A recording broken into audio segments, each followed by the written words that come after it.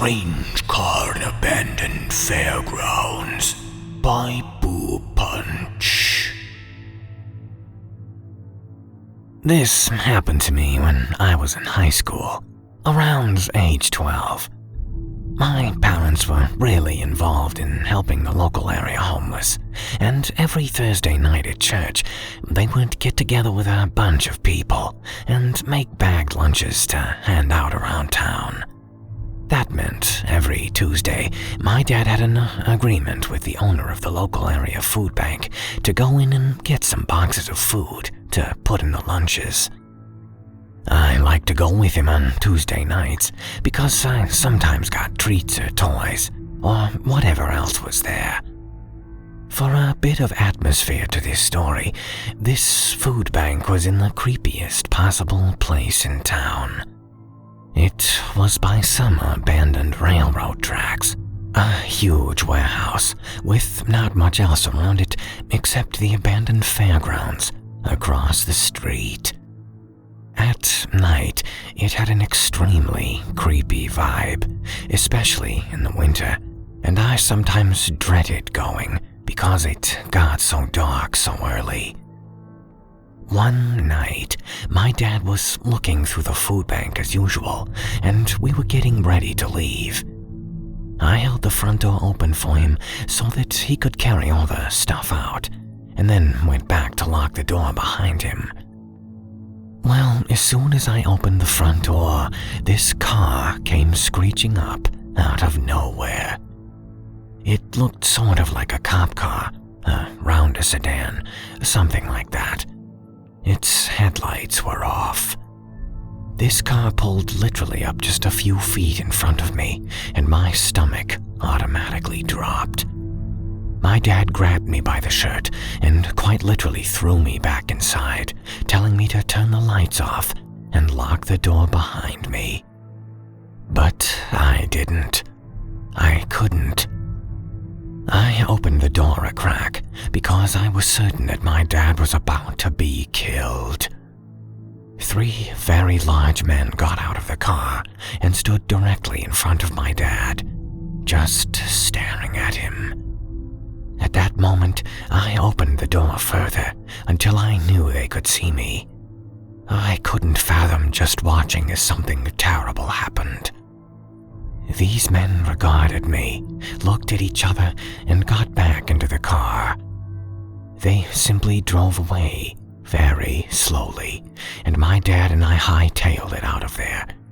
I completely believe that if I hadn't been there that night, my dad would have been robbed, hurt, or killed. Possibly all 3.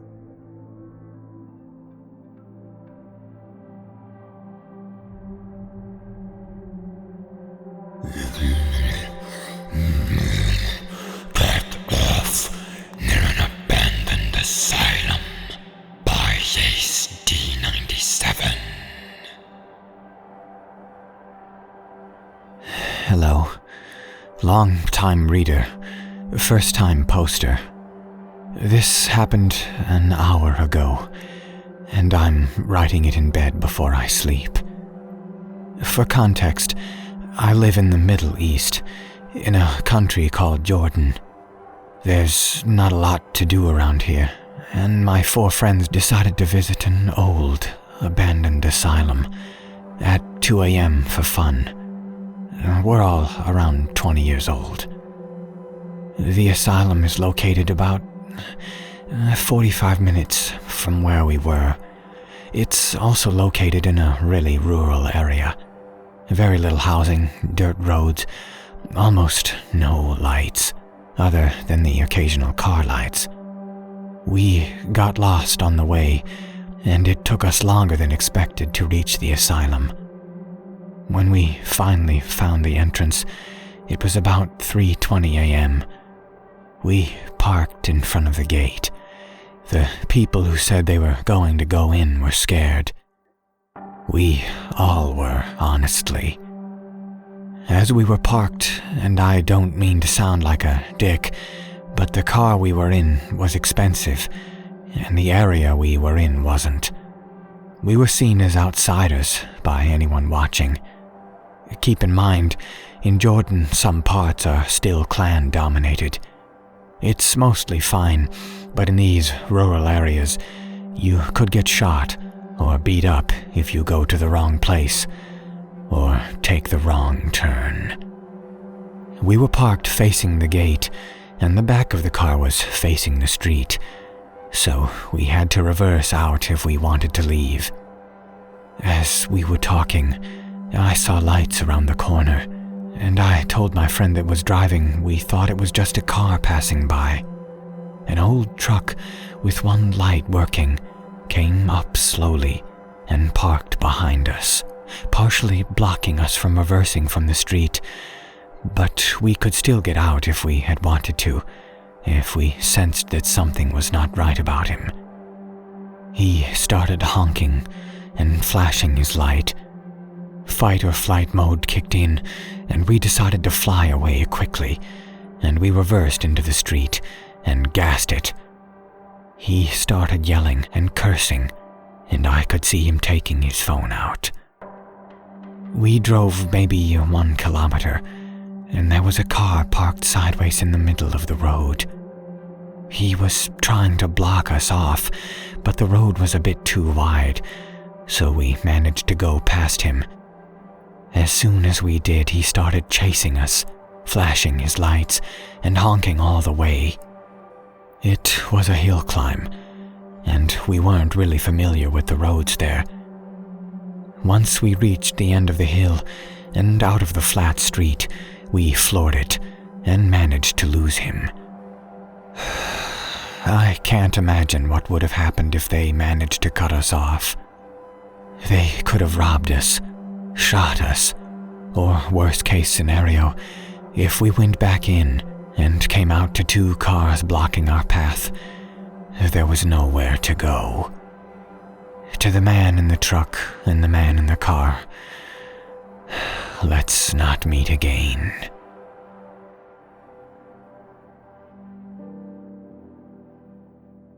Never visit abandoned homes by A.D.B. Diamond. I'm a 19-year-old female, and a few years ago, I'd say I was about 16, me and a male friend of mine decided to go drive in the country and look for some cool, old houses that are still hanging around. We live in a very small town in Kansas, so we had a ton of country to explore. We had been driving for an hour or so, just taking random turns, and had found a few houses already. We thought we spotted a building or something in some trees, and as we got closer, we discovered it was a small shed. But not too far away from the shed was a small, run-down old house. We pulled up the dirt driveway, and lying in the middle of the driveway was half a carcass of a deer. It was strange, but we lived in Kansas, and we were practically in the middle of nowhere, so we figured a mountain lion had gotten it or something. As we came up closer to the house, we noticed that there wasn't just one deer.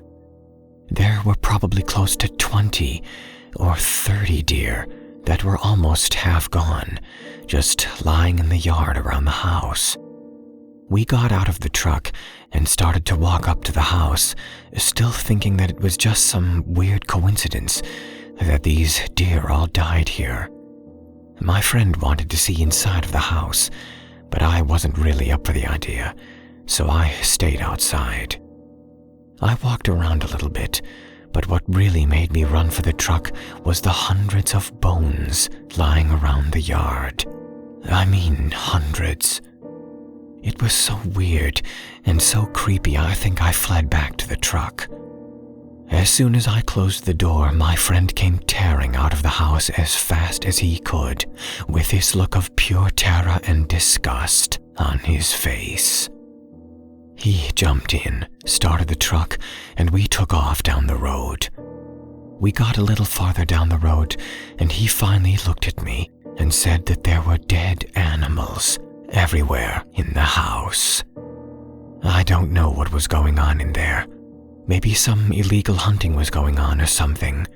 although I don't know why anyone would hunt animals like skunk possums.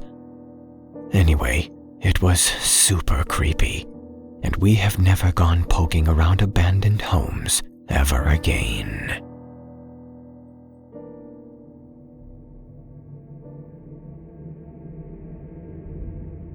Abandoned Car by Forever Paranoid.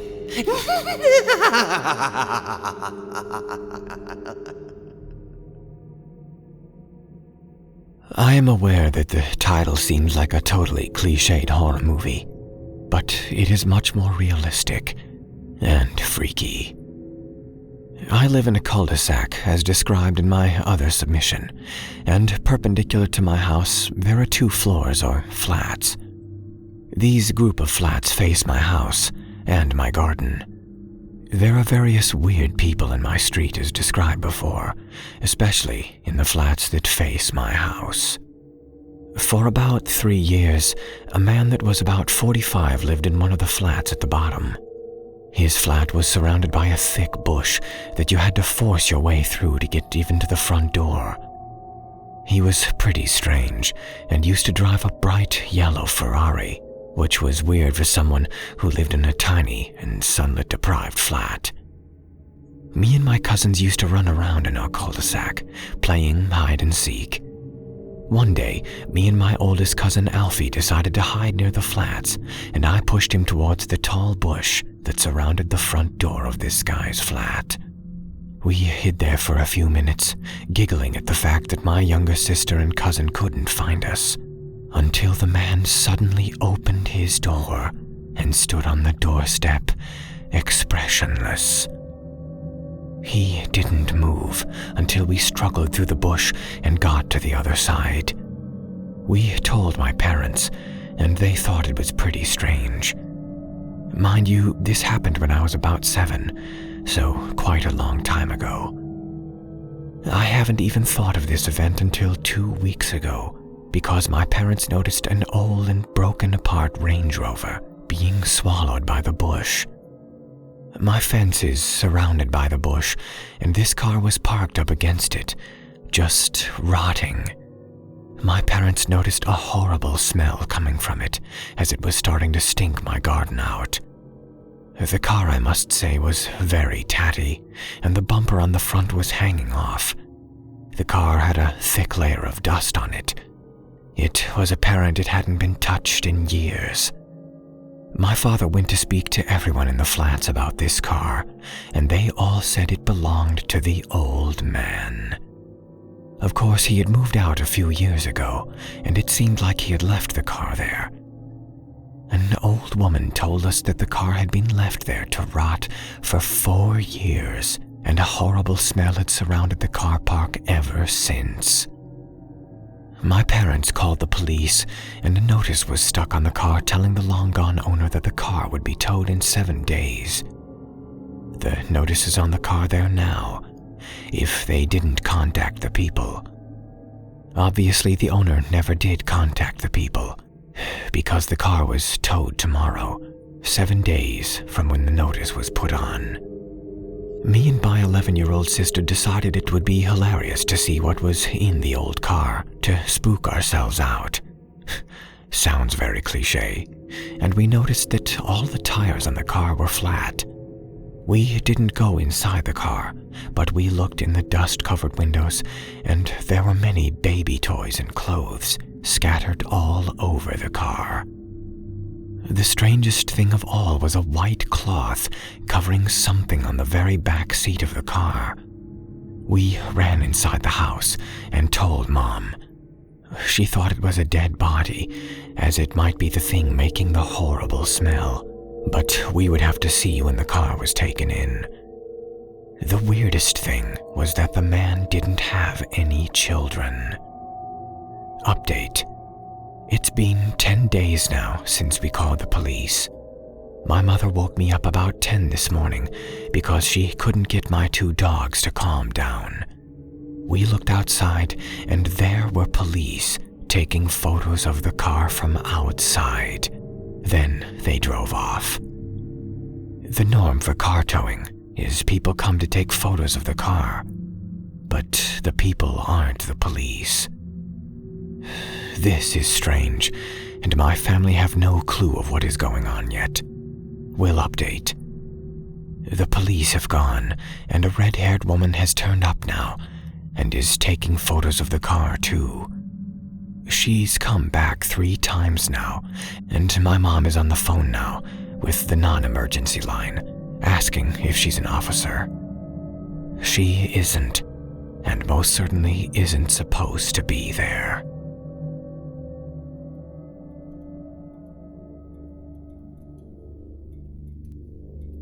Abandoned Hotel Creep by Clockwork Fatality. This isn't my story. It's actually my boyfriend's mother who went through all this.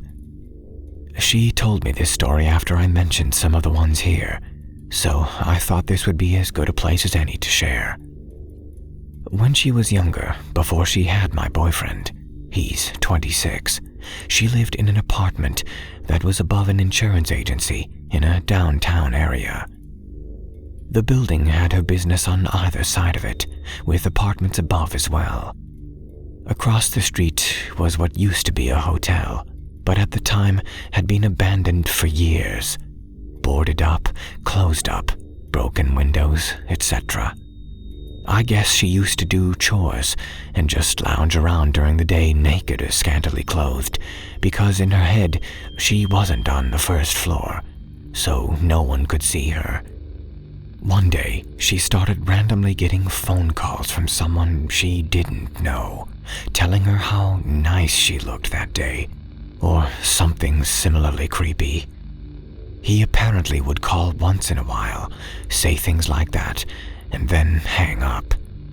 This was before cell phones and caller ID, so there was no way to know where this person was calling from, or who he was. This went on for a while, until one day she got a call from him while her husband was out of the house. "I'm coming to see you," he said. "I know you're by yourself. I saw you." This obviously freaked her out, and since no one else was home, she called her uncle who was in town, hysterically asking him to come over to make sure this guy didn't do anything. At first, he thought she was crazy and didn't want to. But she wouldn't give up, so he caved and came over. About 10 minutes after her uncle got there was a knock on her door. The way she described the door was a school door, one with a large window in it that was easy to break into. Her uncle came out, I think from the apartment next to hers, and started threatening the guy and cursing him out. The guy quickly turned around and ran back down the stairs, but as he turned around, she saw about 5 inches of a knife handle sticking out of his pocket. It turns out the guy had been one of her close friend's neighbors, and I guess had been stalking her for a while. He would go to the abandoned hotel across the street and watch her, then leave to go somewhere else and make his creepy phone calls. She never did find out how big the knife was, or what he intended to do with it.